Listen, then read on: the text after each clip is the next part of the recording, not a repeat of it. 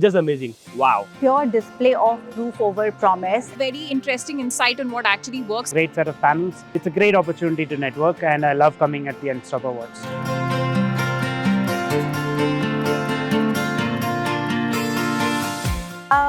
So today was a pure display of proof over promise at the Unstop 2026 Talent Meet.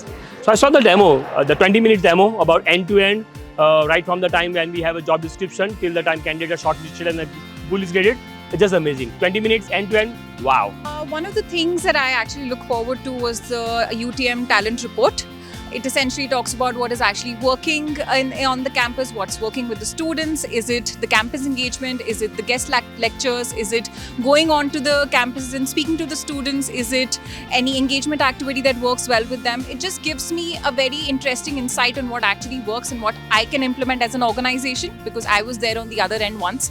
And now being on the other side of the spectrum, I can, relate to that kind of an audience in a much better fashion. And Unstop helps me with that insight. And today was all about that.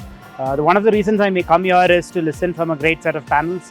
And the second is the networking opportunity that I get. I meet a lot of HR people at the same level, people above directors, hiring managers, different companies, campus recruitment professionals.